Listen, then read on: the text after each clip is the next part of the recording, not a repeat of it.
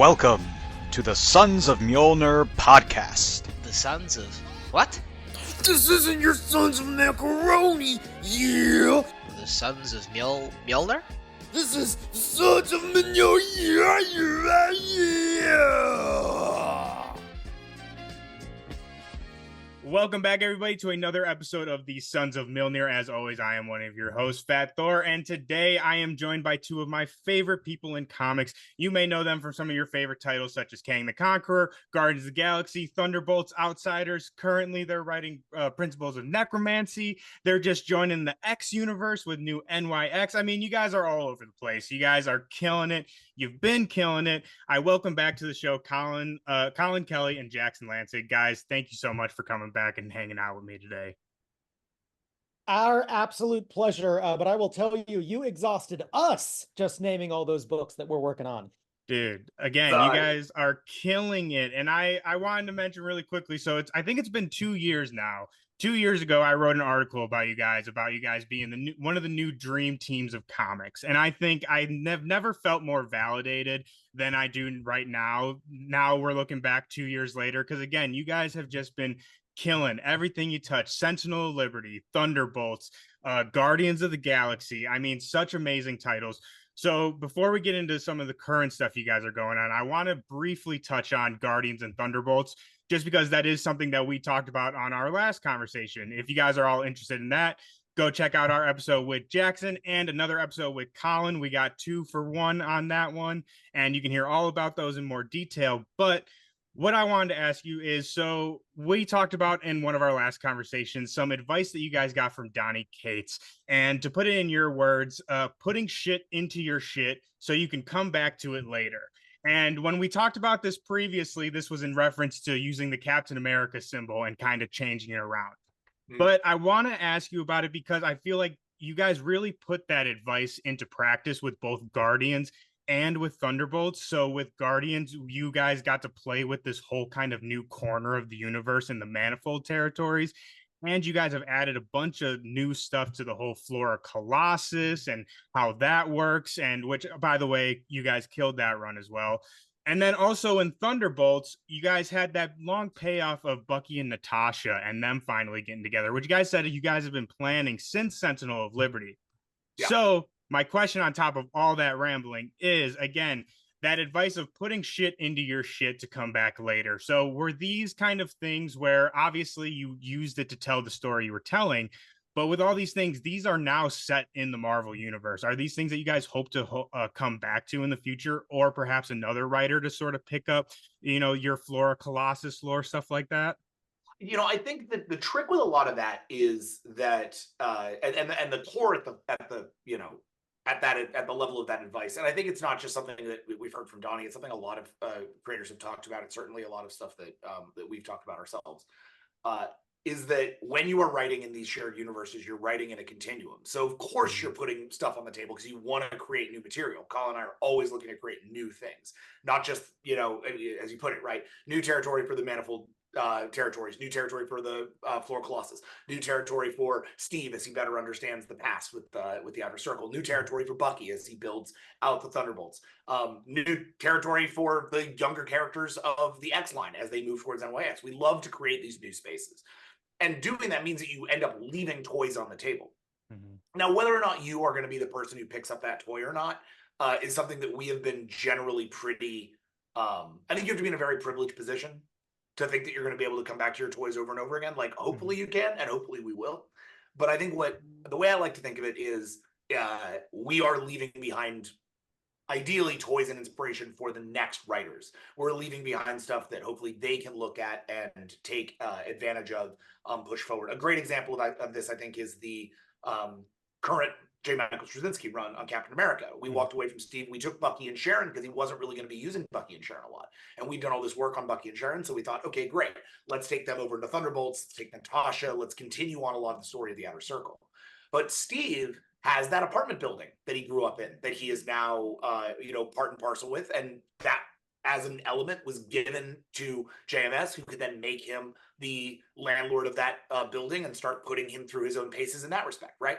So that was the thing that we gifted to him, and we never would have told a story about Steve Rogers' landlord, but that was something that JMS thought was interesting and wanted to dig in, and boom, that building is there for him, right? So I think in that way, you know, you put stuff in that you hope other people will pay out. Now, And I think, on the other side of that, you end up with characters that you plant, and you hope you will be able to take those forward and put that shit in your shit, right? And that's where like Destroyer, for instance, is a real thing. Like, we've been working on that character and on that mantle for a while. We folded Sharon Carter into that, and then we brought her out into ThunderBolts, where she could demonstrate that behavior. Awesome, great. I will write Sharon as Destroyer any day into any book. We have a blast with it. We love it, right? So that's a little bit of setup from ourselves to ourselves. And then you end up with things like Multitude in Guardians of the Galaxy, which is a setup from Jed McKay from several years ago that we get to pay off now, you know, because it's sitting there for us to play with, right? So we're all, I think, always in conversation. It's not as simple as just you're setting stuff up for yourself. It's you're setting stuff up for the universe, and then when it makes sense for you to use it, you can use it. I think, you know, all the touch points you just brought up were all absolutely true and valid, right? In our Guardians, we really were setting things up for ourselves to pay it off. It was less of a playing with all the pieces and more of a, like, we knew where we wanted to go and how we wanted to start in order to make that one cogent story. Whereas our kind of Bucky Barnes epic, as Jack points out, kind of started in a Devil's Reign Daredevil tie-in, continued through Captain America, and is now moving into Thunderbolts. So that's kind of a history of us just being able to play with the characters and things that we love. If you were to look over at the distinguished competition over at DC, you'll find that we're doing our book Outsiders. And Outsiders is very specifically playing with all the toys that so many incredible writers have left on the table, while also directly pulling from toys that we have put ourselves on the table. Gotham City Garage, which was our first solo series over at DC. We're pulling from Dark Multiverse Metal. Like, we're pulling from all these little flavors that we have specifically seeded into the DCU in these kind of strange little one-shots and strange little corners, pulling that into a massive story that utilizes all of those pieces. So I think, you know, in terms of putting shit in our shit, I think the important thing is that you draw on lots of shit and realize that yours might be great, and you should never forget it, but also a lot of other people have glorious shit that you also play with. Boy, okay, let's inject into that particular metaphor. Yeah, we need to thank Donnie for that metaphor on that one. That wasn't Donnie didn't put it that way. That was almost certainly on us. That was all Collin. Yeah, that was almost certainly Collin's problem. But I love that, though, and I just love that outlook on, you know, telling stories, especially when you're playing in these massive sandboxes like Marvel and DC. And Collin, you just segued us perfectly into another title that I am absolutely loving and that we have to talk about, which is Outsiders. So last time we talked about this, I told you guys these are characters that I know really nothing about, and I was jumping in blind, and oh boy, am I glad that I did, because man, this series has been great. Not only has it been great, but people have been talking. I see people talking about Outsiders all the time. Anytime I post Outsiders, people are like, oh dude, Outsiders slap. So it's not just me, people are loving it. And when we talked about this book, you guys talked about how this is the first Bat book not rooted in violence, and about refocusing these two characters from what everyone else in the Bat family is doing. I think that you guys have nailed that perfectly. With each issue, we're kind of learning more about our characters. We're diving deeper into their psyche and kind of their position in this whole thing. And I really want to talk about issue 6, the one that just dropped, and the pages, the place between pages, which was just, oh my gosh, mind-blowing, like absolutely phenomenal. And again, so I'm coming into this kind of new. Was this a thing, the place between pages, this was a thing you guys created for this, right? Like, this wasn't a pre-existing thing? No, this was a thing we created specifically for Outsiders. It's been in the outline since day one. It's been a big part of what we were planning on doing. Okay, perfect. So that, I just wanted to make sure I had my research right. So yeah, 100%. I mean, I think we, you know, to speak to that sort of continuity of creators. Yeah. For it, I think we owe Obviously, like a lot in Outsiders, we owe a lot to Grant Morrison. The path that was charged over the course of the multiversity, especially, has been a huge influence on the way that we think about these things and the way we draw parallels between the real world of storytelling and the sort of fictional worlds of DC. I think the other, books that were, and obviously Grant's work on Animal Man is equally, I think, an influence on what we're doing in this particular space. And then there's also a story that I read when I was coming up, which was the Spawn Cerberus team up. They did this weird issue where Todd McFarlane's Spawn and Cerberus teamed up and encountered a place where every IP owned superhero like lived. It was this like sort of endless prison where Superman and Batman and everybody had to sort of like sit until they were used by their corporate masters. And that sounds very legal, not at all a problem. I read it when I was very young, and it like stuck into my brain, I think, in a pretty gnarly way. And so for years we've been looking to try to like tell a story like that, dive in on that a little bit, and getting the wherewithal, sort of the go ahead to do that at DC, especially with some characters like the Gotham City Garage that we'd left behind over time, really felt like such a nice sort of full circle moment for us, as well as a huge escalation for Outsiders as a book. Yeah, I mean, again, coming into it fresh, I was just blown away by the creativity of the idea of this, the place between pages, the kind of and again, a lot of the characters went over my head, but it was like, I know that I definitely caught the Superman for sure, the Clark mailman and the little line about him leaping. Fantastic. But also, again, you've got a Cave Carson at the bar. You've got, I believe, Zariel. You've got Zariel at the malt shop. You've got the Gotham City Garage at the malt shop. You've got Richard Dragon is the next door neighbor for Elijah Snow, or ostensibly Elijah Snow. Might be a couple of others, but those are the cores. Yeah, but your experience, I think, is also so crucial and vital to, I don't know, like especially our young experience, and I know that like probably a lot of readers, where you pick up an issue of comics and you're like, I don't know who the hell any of these people are. I want to now. I'm gonna go hunt it down. So the fact that like I think that's really keying into it's why I think that you can read Outsiders cold. Even though it is tied so directly to so much of the rest of the DCU, ideally you're reading these characters and being like, that guy seems rad. I wonder if he's new or if he exists already. I got to hit the Google. Yep, and that's exactly your local shop. Yep, that's exactly what I've been doing. So that's a testament to y'all's work. Is again, like I came into it completely fresh, not knowing anything. I know Batman, but anything else I didn't know shit about. And I again have been loving this series. And going back to the place between pages, so all these kind of characters that you threw in, obviously some of them are, kind of fun nods, stuff like that. But was there any kind of rhyme or reason to the people that you chose to show in that place between pages? Yeah, of course. I mean, I think each one of them kind of steps you into the idea a little further and steps you and talks a little bit about something from DC that we love, that we miss, So obviously their initial contact is with Superman and with like that original version of Superman who didn't fly and who had a sort of a slightly different sort of moral and power set.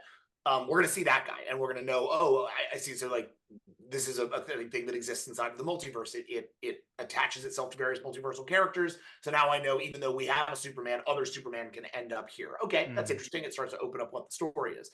The next person we show, I think, the next two we show are Cave Carson and Zariel, both of whom are like Zariel is there as a direct reference point for Grant Morrison, who's obviously a huge influence on us and on the premise of the book. Zariel was a character created by them, so I really wanted to anchor it there. Then Cave Carson is in many ways our tribute to Young Animal, a line that we deeply loved from DC and thought was really interesting and really vital. Our friend Jody Hauser. That was kind of like the punk rock emo title run by Gerard Way of My Chemical Romance. Yeah, so absolutely ripped. Yeah, had Mother Panic and had his Doom Patrol rebuild and had Cave Carson has a cybernetic eye. It was a really interesting and exciting sort of space to tell comics in, and we really loved it as readers and as creators. And so we wanted to pay tribute to that with Cave. It also felt like Cave was the kind of guy who would understand how publishing schedules worked and could use that stuff a little bit more off the cuff. The Gotham City Garage are obviously there as a direct payoff to what we set up in that book, which is this idea of living strong means staying free. and like living fiercely out there in the world. And we always thought, the saddest thing about that cancellation is that those characters are either off riding free forever with no stories, or worse yet, are stuck somewhere that they can't escape. And it felt like, okay, well, if we're going to really frame this out as a tragedy, especially based on what's going to happen over the second half of the book, right? Because this is really the first half of the halfway mark of the book. That like basically between pages is that moment where the book starts to turn. We wanted to make sure that it was clear that there was real stakes to this place, and so setting the Gotham Garage there in a place that they cannot escape felt like it would really angle that up. And then Richard Dragon is just a character we really liked. We wanted to put him in there because it's been a while since they had the martial artist show up at DC, and it felt like, okay, let's give a little tribute to that as well. And I think for folks who haven't read the issue, the kind of overarching through line for all those characters is they are from lines that have been canceled. They are from books that have been canceled. They are all characters who no longer technically have homes within the DCU. And that's really what the place between pages is it's kind of a nether space for all these characters to gather and ostensibly retire quietly. I love it so much. And again, just like so creative. And I know you guys love your trippy issues. And like we got the one with the Batman and the Batmansion and stuff, but that was just like a whole nother level. And I wanted to ask too, again, this is something that I learned as, reading the book and like you said, hitting the Google. And I got to say, too, I saw a lot of people talk about this when the book was announced and when the book first started, and people saying like, oh, they should have just made this a planetary series and, so on and so forth. And I keep telling people in comics in general, but especially with y'all, let the boys cook. Let the writers cook. I'm telling y'all, just let them cook and you will be rewarded. And sure enough, we were rewarded. This is getting into spoilers for issue 6 if you haven't read it yet, but we get the reveal at the end that Drummer is actually part of Planetary from the old series. Again, I haven't read it myself, but I did some Googling. So if I get some information wrong here, I apologize. Everyone in the comments can correct me. But so Drummer is part of Planetary. She was the leader of Planetary for a little while, and you have the big reveal at the end of this issue. So again, we're talking about, playing the long game, with the Bucky stuff and all that kind of stuff. So this obviously was always part of the plan for this book, correct? Oh yeah. Very much. Since moment one. Mm-hmm. Yeah, since moment one, and to the point of some people are like, oh, why don't they call this Planetary? Like, there's a lot of good reasons, but I guarantee you, and Jack and I were just talking about this today, there is a beat that as at the end of this story that explains that perfectly. And when people read it, they're going to be like, oh, goddamn. All right. I see it. Yeah. So Planetary is a really like beautiful kind of perfect beast in a lot of ways. And the last thing that we want to do is come in and, muddy that up. What we want to do is talk about, like Planetary talked about the 20th century fiction that inspired Warren. We want to come in and talk about what Planetary meant to us in the good and the bad, what the DC universe has meant to us in the good and the bad, and the sort of rage that you feel over losing something that you love when it ends. That meant that we had to put that feeling in someone. It had that had to be core to the story if that's what we wanted to write about. And that's really what we were feeling at the time. And so to chase this to a personal place, it really felt like Chiquita Wagner felt like the right person for that. And people will learn why a lot more in issue 7. I don't want to spoil issue 7 because issue 7 is all about this. But but issue 7 is the one that for Planetary readers is the one where we fully take the mask off and say, okay, you remember Planetary? This is Planetary 2. Here is how Planetary 2 is going to function. It's not going to be like Planetary. It's going to be its own thing. That's why we call it Outsiders. It's about a different theme. It's about being an outsider. It's not about discovering and protecting the weirdness of your world. It's about grieving, mourning, and craving the world that you have lost. Like, it's going to have a lot more, there's going to be a lot more of a unique individual thematic to the book moving forward from this moment. So where people might have detected a kind of like Planetary cover band vibe for the first 5 issues, like, they're not wrong. It was designed that way, very meticulously designed that way. If you look at any given issue of Outsiders up to the point of issue 6, you're going to see a bunch of specific frame outs from Planetary. You're going to see ways that we have taken the structure of issues and replicated, or individual moments of issues and flipped it on its head. Like, it's supposed to be an answer and a reflection. But once it gets to this point, now it starts to open itself up. And while there will still be answers and reflections, because that's going to be the core of the whole book, that's part of what we're doing, it is also going to start opening up its own territory in a really big way. And I think people will start to see why we didn't call this Planetary. That said, the very idea that we'd be able to bring Chiquita Wagner, a character who means this much to us, back into the fold to do something unique with her, to take her to her next step of her journey, and have it be such a swing, not have it just be like, hey, we're in a Justice League book and then Chiquita's here to punch some people, right? Like, no, like, we're going to really deconstruct this character and take a look at what she meant and what she means to us and what she means to the DC universe moving forward. That's really exciting. That's the kind of honor we did not expect we would get when we started working at DC Comics. I think these, to us, more than anything, were sort of the brass ring characters. They were the ones who you only touch if you have something you really know you can do right with them. So getting to issue 7 and getting to write slug lines for Elijah Snow and Ambrose Chase and the original drummer, that was a surreal moment, I think, for both of us, to be able to tackle that directly. Fuck yeah, dudes. I'm so excited. Like I said, I haven't even read Planetary, and y'all getting me excited on this. So, again, everyone out there, if you're not reading Outsiders yet, jump in 2 feet first. Again, I knew nothing, and I am loving it. And especially if you do know about the characters, or if you're a fan of Planetary, you got to pick this up. I mean, again, these dudes are killing it. The things that they're doing in their books is just...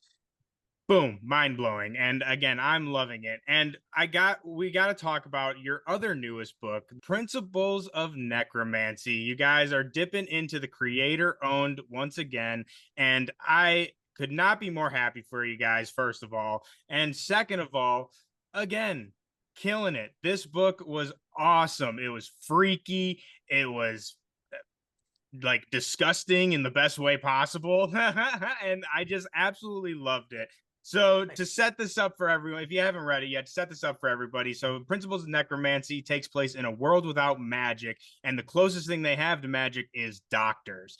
The story follows the tale of Dr. Jacob Eyes on his quest to cure death, but unfortunately, that requires some experimentation, study, and analysis, in which the first principles of necromancy must be written, and they will be written in blood.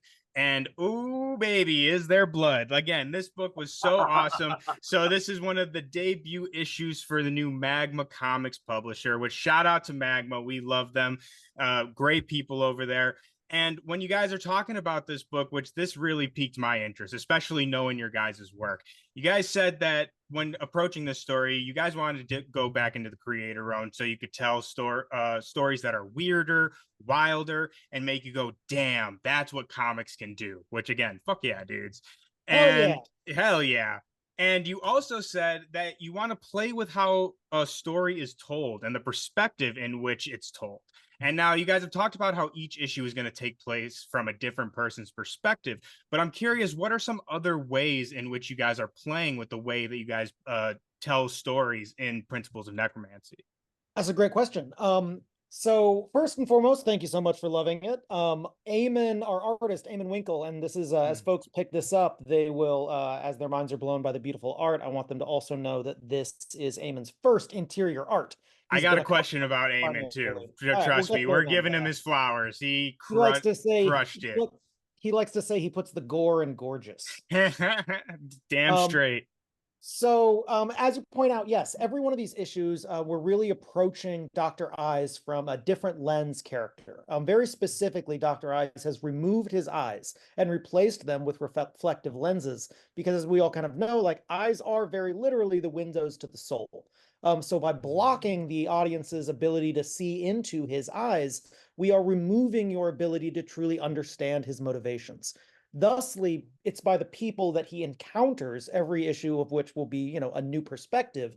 That is how the audience is going to be perceiving Eyes, so that we ask them the question of, what do you think of this man? Then I think in terms of formal, aspects of it, the fun thing about changing perspective every issue, and it's funny because we're actually playing with this a lot recently. We love single issue comics. People who read our work know that, right? ThunderBolts, every issue is its own little like heist experience. NYX, every issue is going to be from a different mutant's perspective, and really like center a different mutant and their experience. And this obviously Principles very much takes that tack of like, let's move around our cast. But with Principles, what's interesting is that we don't have a stable cast. We only have eyes. Every single issue that you come into with Principles, you're going to discover a new part of the world, a new character, a new status quo. The main character of issue 2 is not in issue 1. The main character of issue 3 is not in issues 2 or 1. The main character of issue 4 is not in issues 3, 2, or 1, right? We're always introducing new characters and new sort of ecosystems in which you're going to see eyes and through it, ideally, as Collin said, start to understand what you think of this man. But that means that so like issue 1, Cairn, the barbarian who sort of takes the role of Eyes' attaché to his tribe and ultimately the last man standing on the spoilers, flesh kaiju that was once all of his friends and family.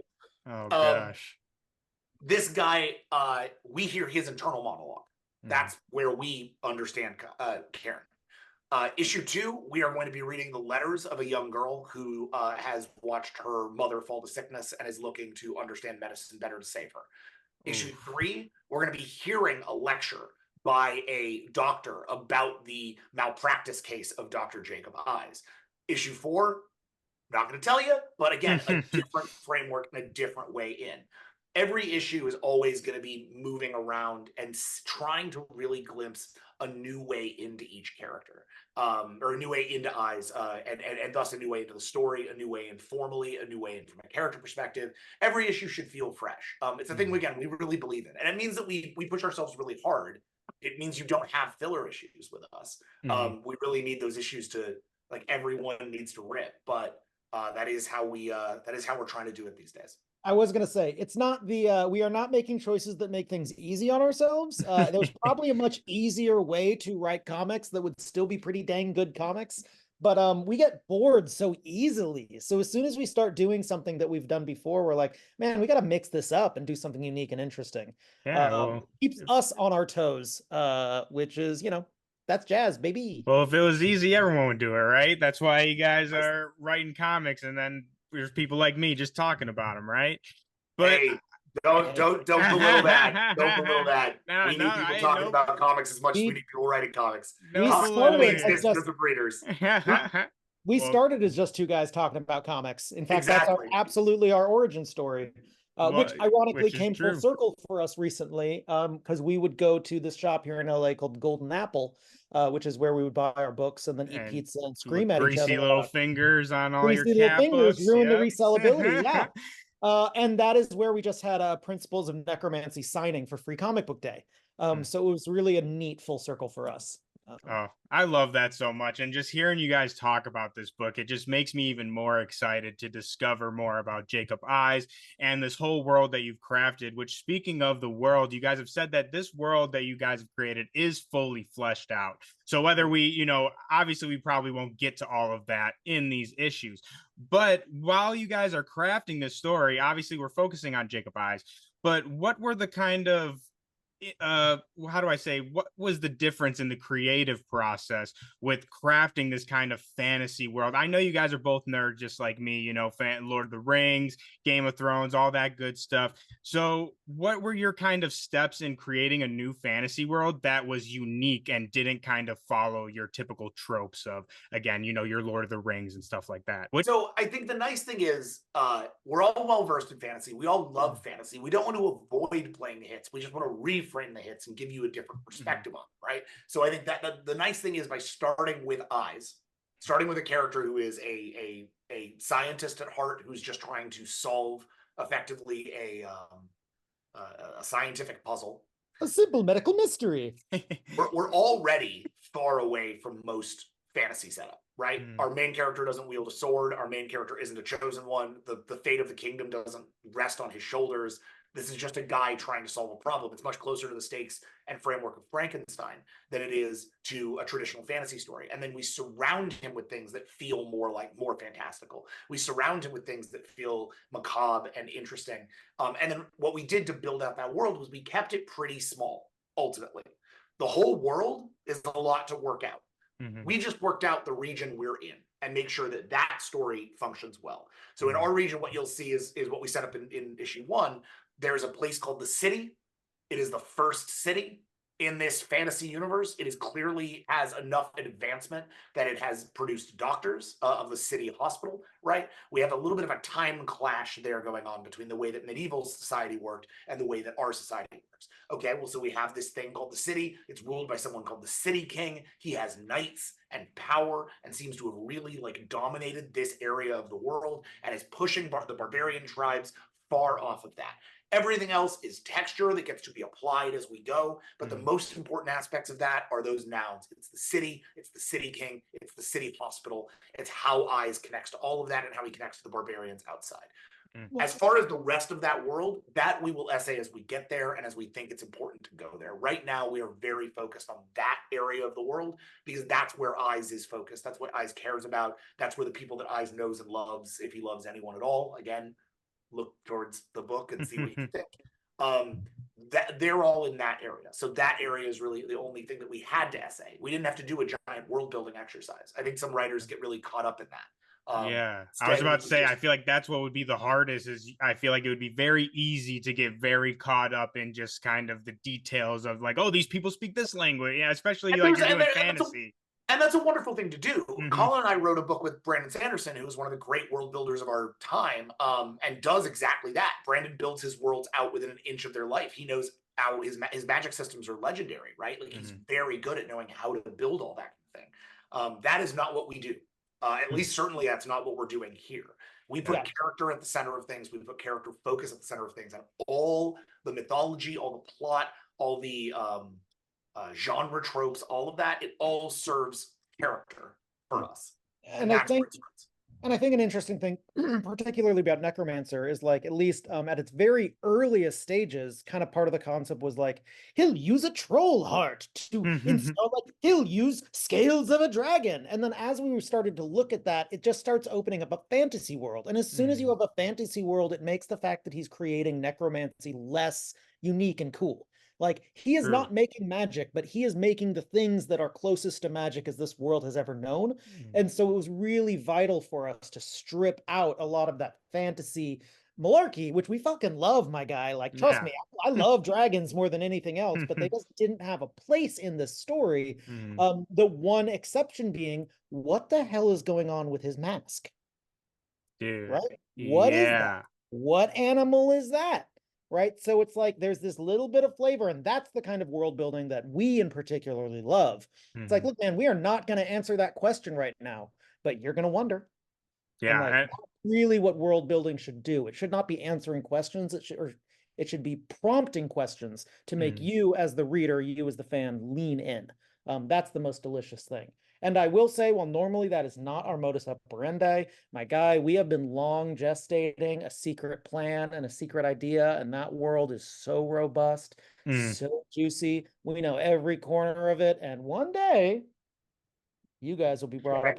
I cannot wait to take a big juicy bite of that, man. That sounds fantastic. But with Necromancy, again, I love that approach to it. It makes it feel a lot more focused, and I think that really comes through with the book.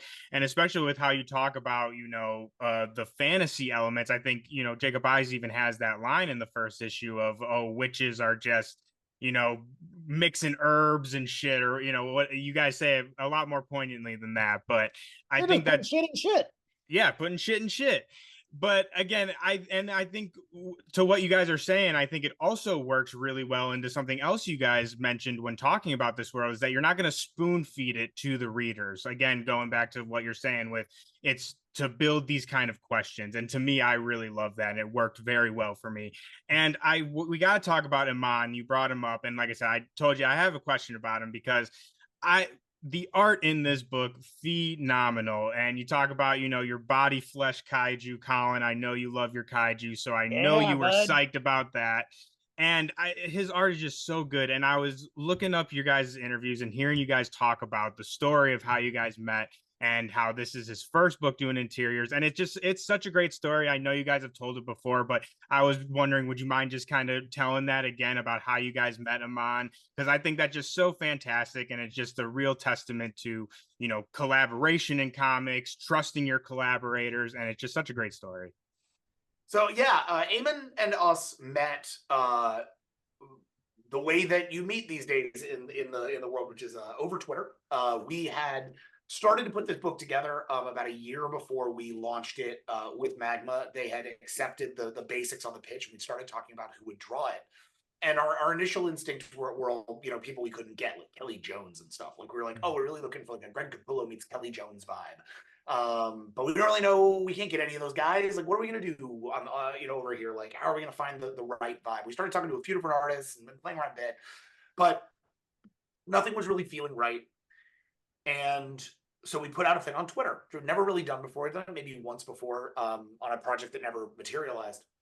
And I said, hey, who's out there, who's ready to do sequential art, who really wants a new comic? We're hiring for something. It's paid work. It's going to be great.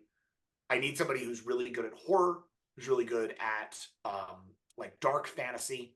And it would be really cool if they were like into medicine so that they could like really dive into that, or like anatomy.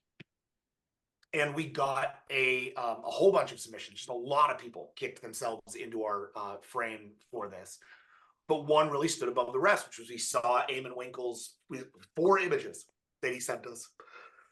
And they look like Greg Capullo meets Kelly Jones. And we're like, well, there you go. Boom. That's exactly what we've been looking for. Like, this is like manna from heaven, exactly the right artist for this book. Now, does he do sequentials? And Eamon said, I don't, but I want to, but I haven't.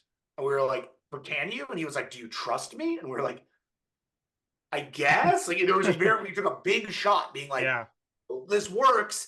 And then he started delivering pages. And I remember we called each other and both just had a huge exhale. Because we were like, oh, he's as good as we thought. Like, oh, never mind. Eamon rips. He's great. And he's like such a incredible collaborator. He's very quick.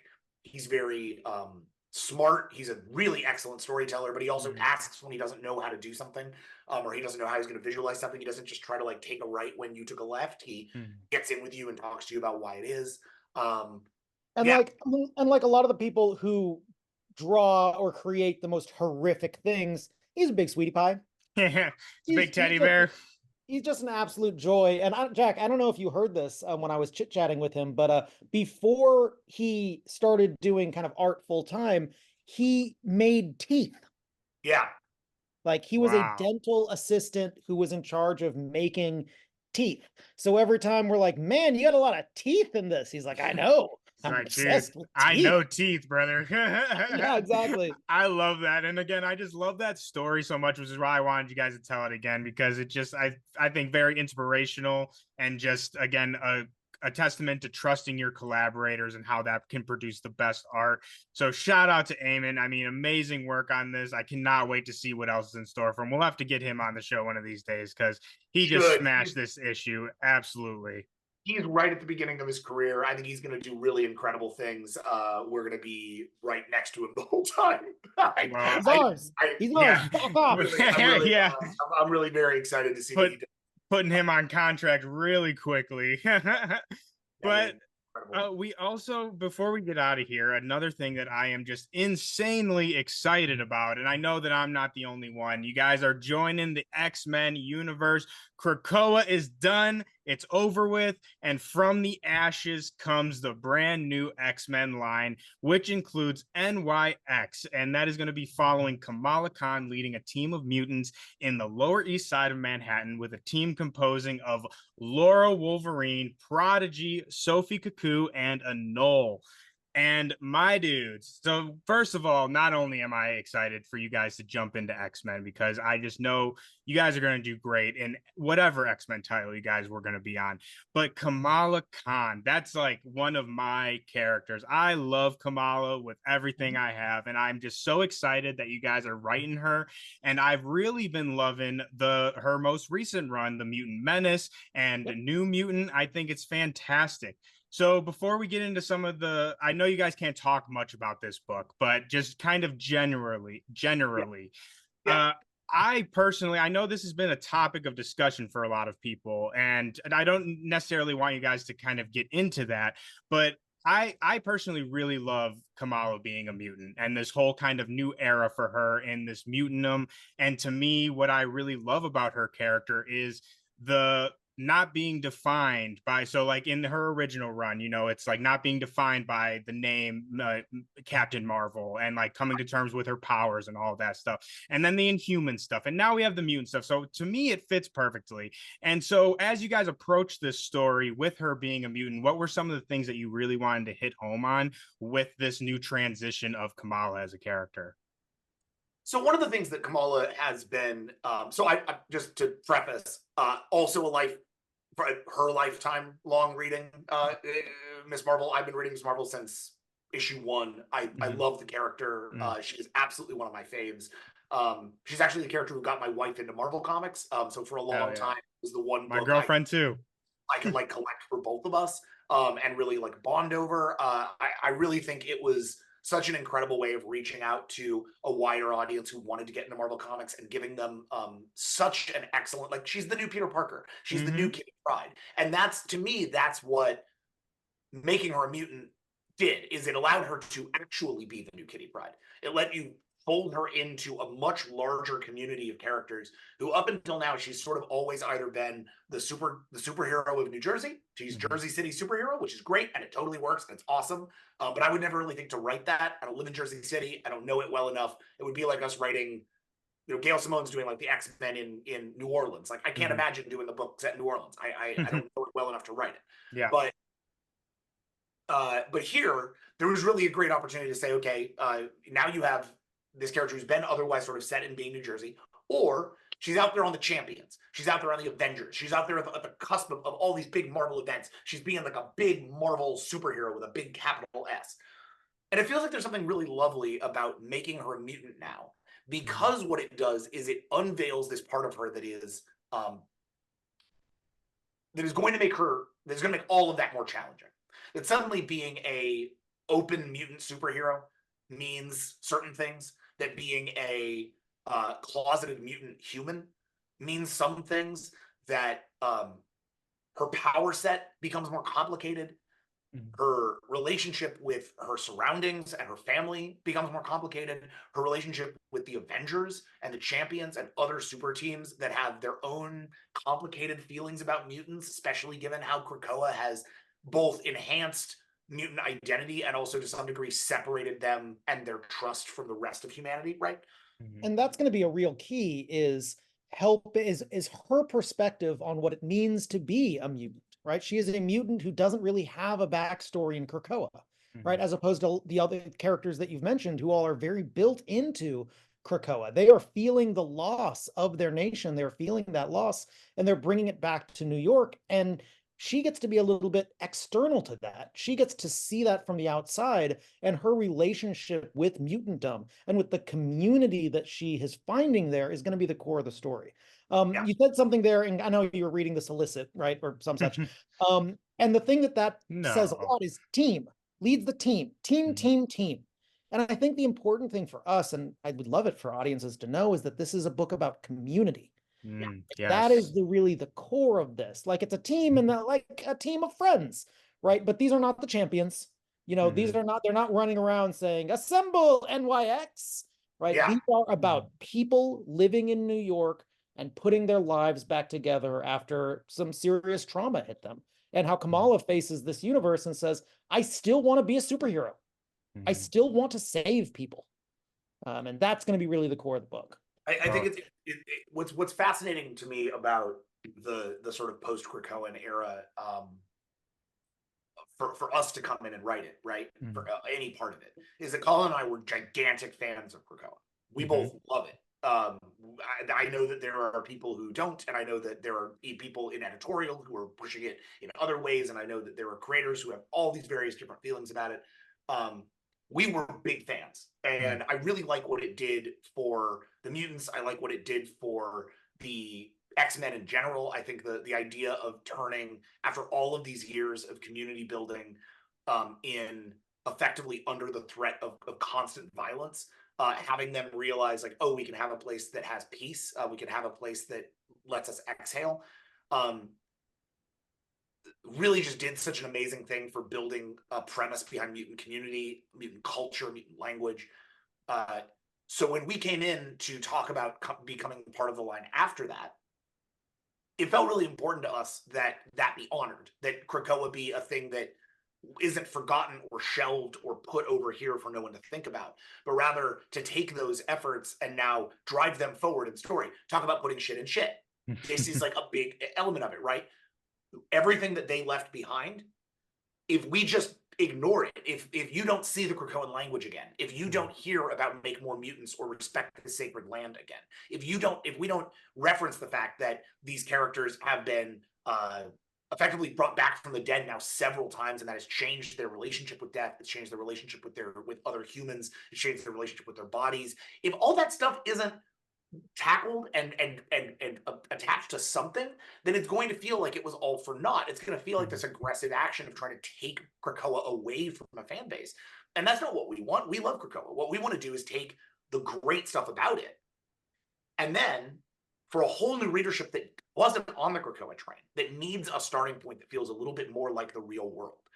Okay, great. Let's bring them in as well, and let's show them how Krakoan diaspora affects them in the real world and how the real world affects Krakoan diaspora. Let's turn that into a story. And as as people who come from a long history of like moving to new places, trying to find community. I'm a second generation immigrant. My parents had to figure their own way out, from Greece. Like there's a crazy amount of real world metaphor that's ready to be told about what it's like to have a homeland and then suddenly not, and have to reintegrate inside of a new population.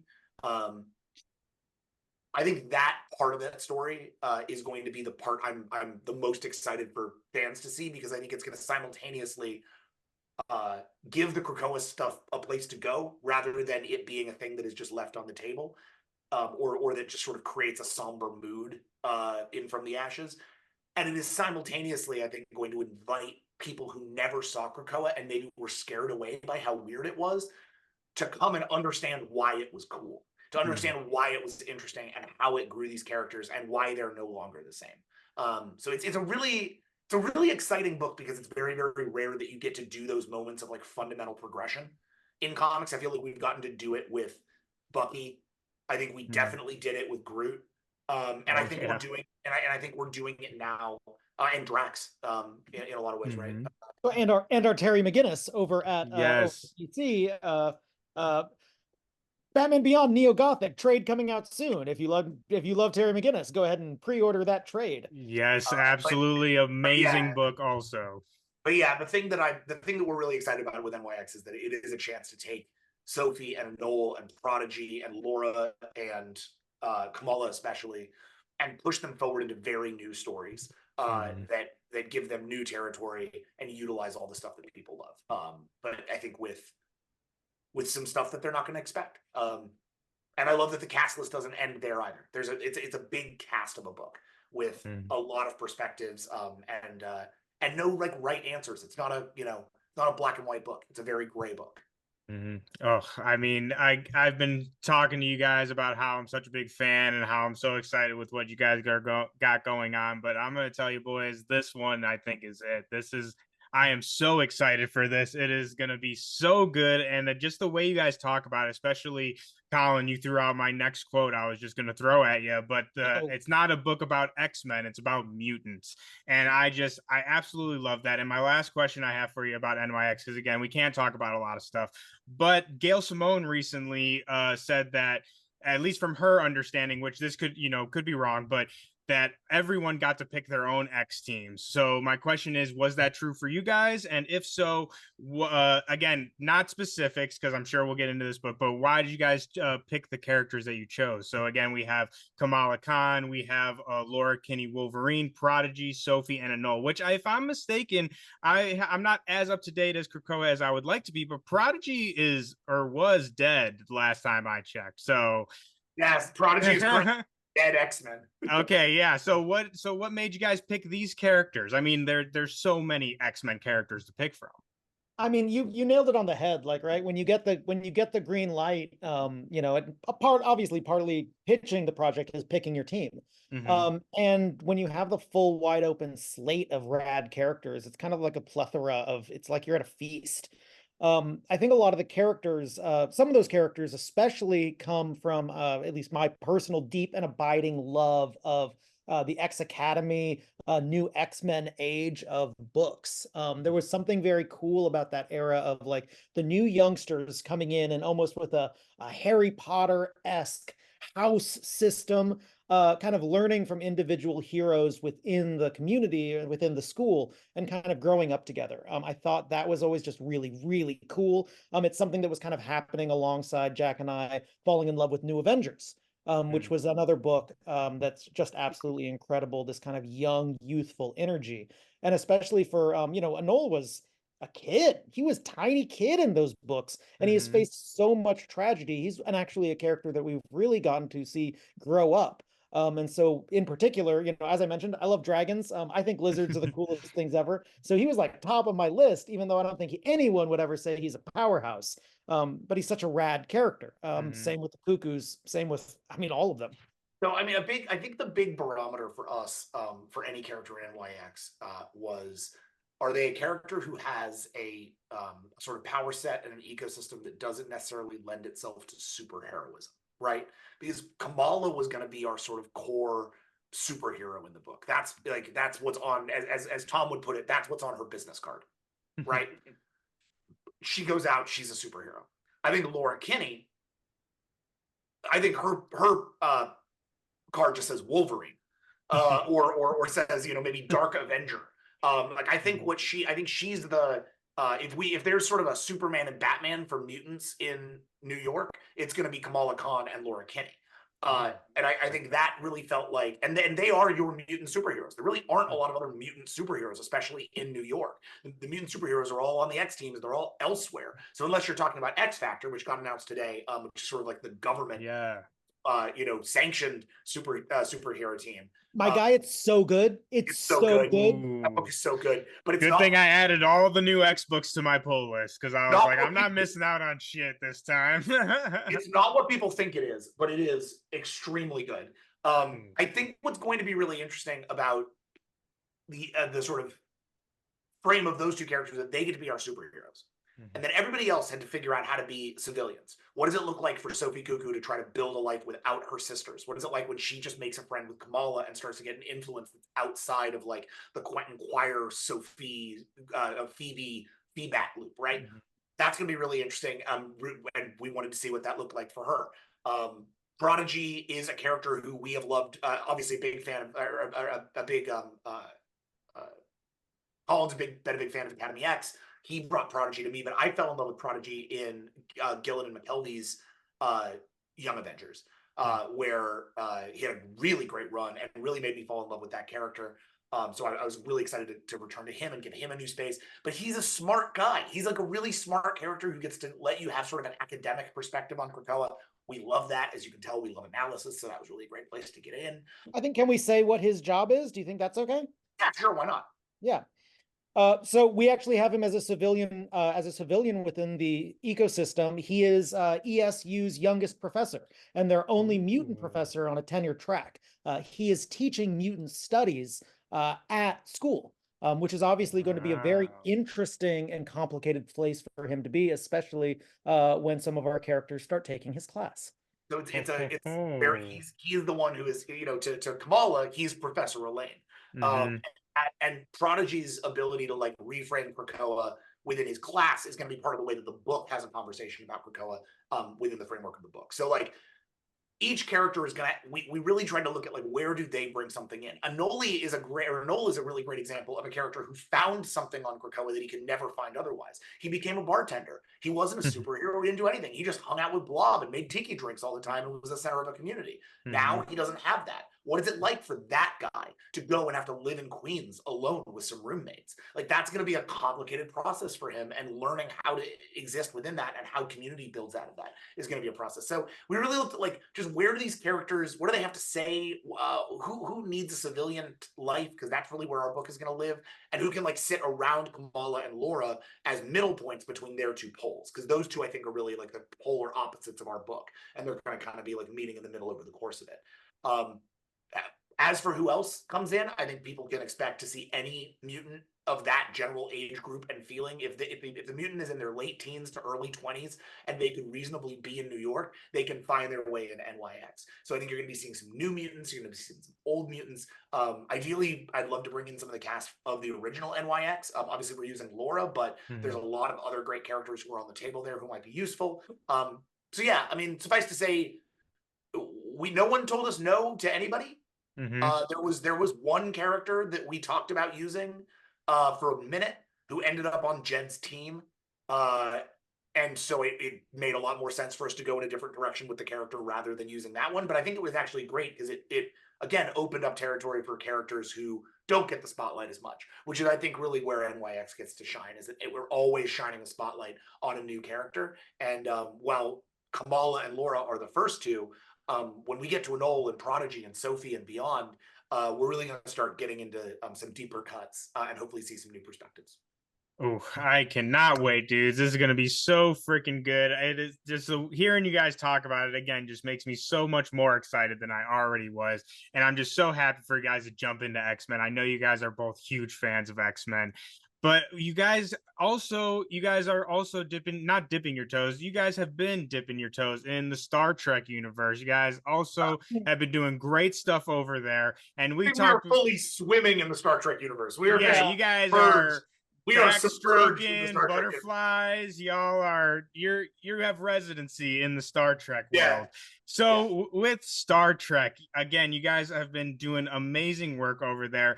And I recently saw, again, you guys are dealing with in this new run kind of, gods and the question of, are gods needed in this world? And this kind of really deepening the lore of which sounds crazy, talking about Star Trek, which has like insane kind of lore. I mean, y'all made a whole game based off the lore. So I gotta ask, like, approaching this, something that you love so much and that you guys are so knowledgeable about, how do you guys approach adding new and kind of deeper lore to this already dense and, again, such expansive universe?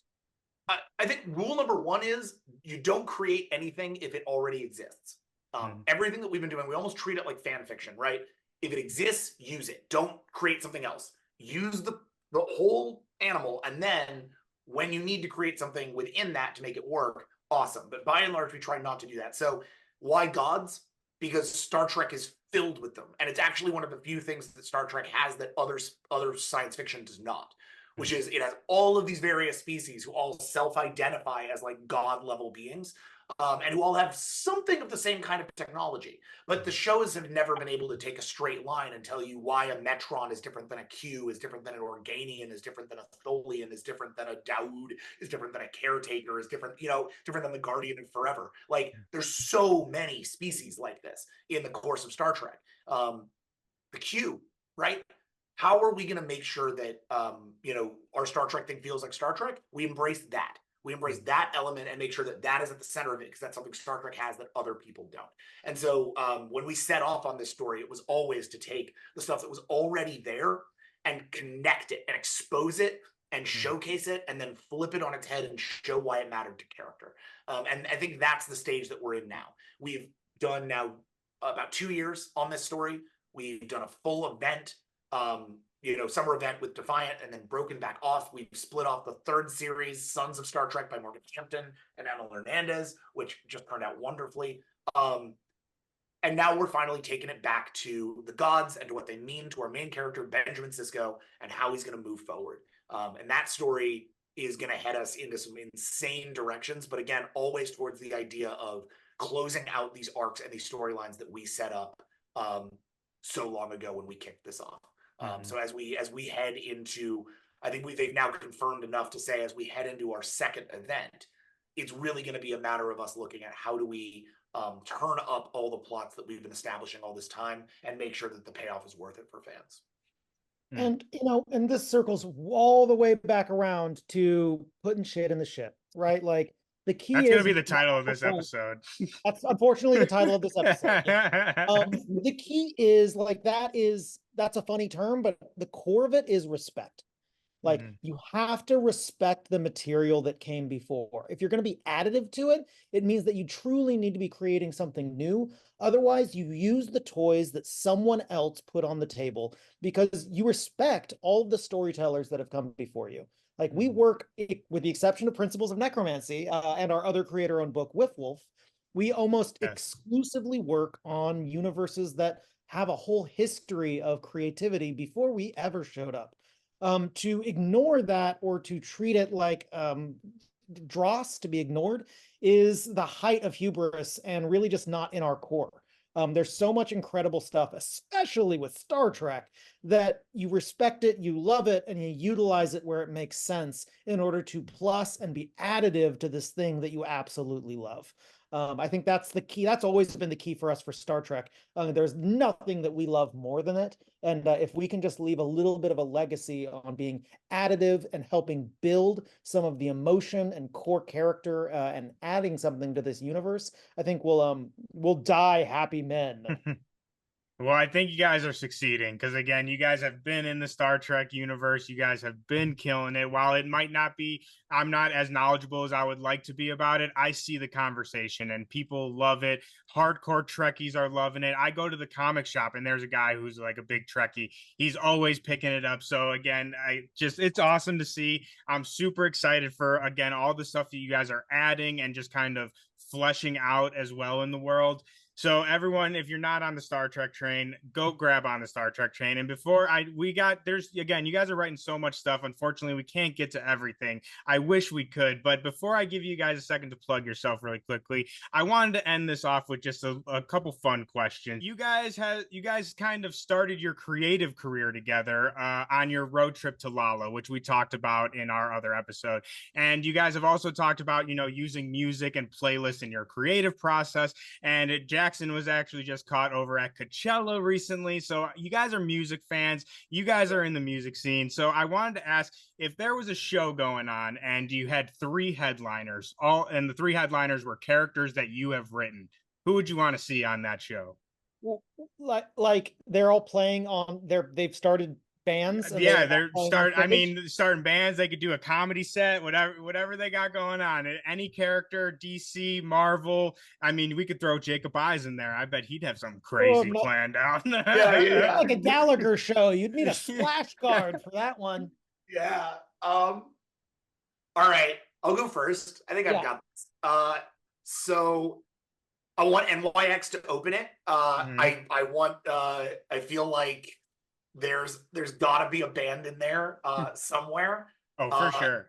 If it's not them, it's like the energy of it would be, I'd want Joyride to open it, which was our creator-owned from back in the day. It was sort of our punk rock teenage Star Trek. They effectively could have been a band. They throw a music festival in like issue 5 of that book. So I feel like that would probably be or issue 6. I feel like that would be a really good one. I feel like middle act, let's bring Gotham City Garage back.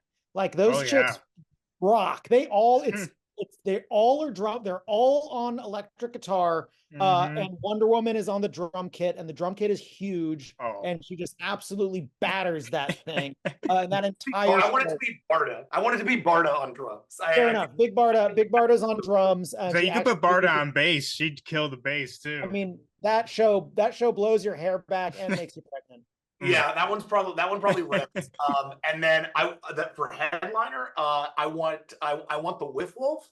I want it to operate like a Bjork set. I want it to be just like absolutely out there, super weird, wild visuals, very trippy.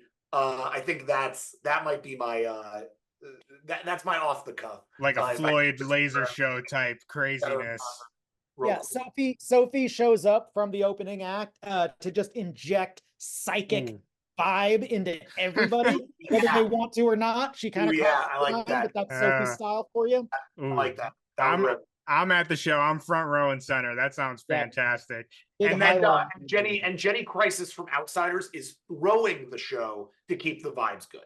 Yeah. She's the host. Perfect. She's the host, the MC of the show. Yeah, exactly.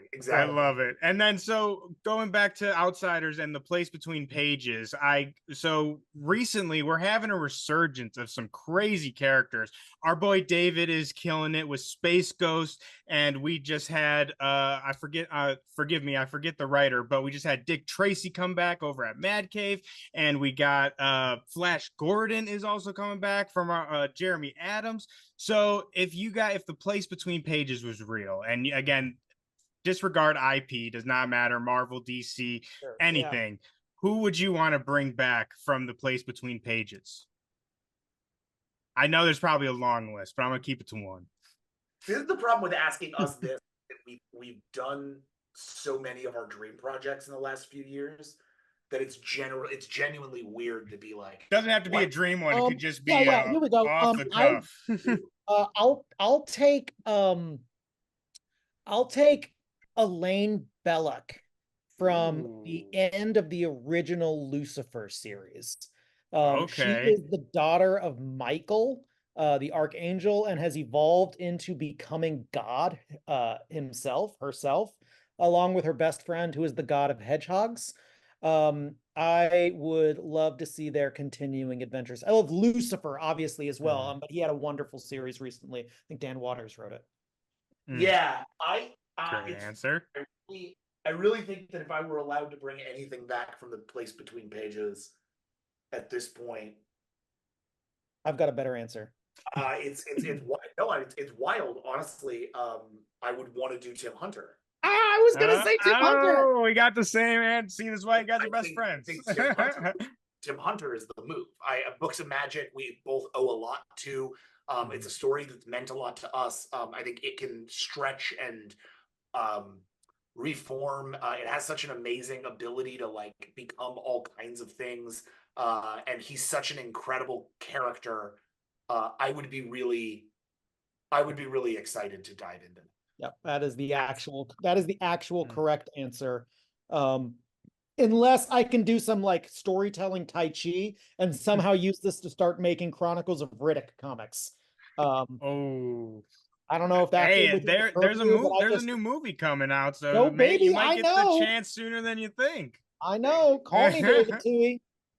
Let's do it. I love both those answers. And guys, I just cannot thank you enough for being here today. It is just such a pleasure. I said at the top of this interview, you guys are two of my favorite people in comics. You write some of my most favorite books, and it's just always such a pleasure to get to talk to you guys and hear about all the stuff you got going on. So speaking of stuff you got going on, I want to throw it off to you again. I know we were unfortunately not able to get to everything because you guys are so busy. But we got Whiff Wolf. You guys are hopping on a Snyder project. Tell the people what you guys got coming on and then where they can find you. Yeah, we're in terms of the TV thing, there's a show called Twilight of the Gods. Zack Snyder's producing it for Netflix. We were involved a little bit. You should check it out. It's gonna rip. That'll be coming out later this year from Eric Carrasco and Zack Snyder and Jay Oliva. In the meantime, if you want to find our comics, which are really the best way to find us these days, you can find them at your local comic shop or at any of your local retailers. If you have a bookstore, they should have it as well. You can find us on socials for now at Jackson Lansing on X. Yeah. And at CP Kelly. Those are relaunching here at the end of the month as a joint project. We're going to sort of like be taking all of our socials and just putting them together into a single HiveMind framework so that there's one for everything we have. So for anybody who's looking for that, that's going to be at HiveMind Actual on all projects. So feel free to go look for that and check that out as you do. Awesome. I love feel free to tell your shop right now that you want Principles of Necromancy, that you want Whiff Wolf, that you want to pre-order NYX, that you want to get all the back issues of Outsiders, that you must, absolutely must have the hardcover trade for Batman Beyond Neo Gothic. Yes. Honestly, that's the big one. If nothing else, please check out Batman Beyond Neo Gothic. The trade sales on that one are going to determine whether or not we get a third volume. So please show up for that one. We have another story we would love to tell with Max Dunbar, and it's just waiting for you. So please check that. Please, people. I know, again, this is another one that we didn't have time to talk about today, but I love Batman Beyond Neo Gothic, both absolutely slapped. What you guys did with the Swamp Thing and John Constantine. Oh, dude. Pick it up. Go run, pick it up, get the hardcover. You guys are going to love it. All the books that they just mentioned, go pick it. Basically, if you see Jackson Lansing, collinkelly on a book, you pick it up, you do it, and you don't second guess it, because I will be checking and I am taking notes. So everyone, again, run to your comic shop, pick up these books. I guarantee you will not regret it. I am so excited for you guys. Again, thank you so much for being here and talking with me today. If you guys enjoyed this episode, consider giving us a like and subscribe. It really, really helps us out. And also go over to bcwsupplies.com and use code Sons of Mjolnir for 10% off all your bags, boards, anything you need to collect. We have you covered. Once again, that code is Sons of Mjolnir. Thank you guys all for watching. I hope you guys all have a fantastic week. I hope your stacks are fat, and we will see you all next time.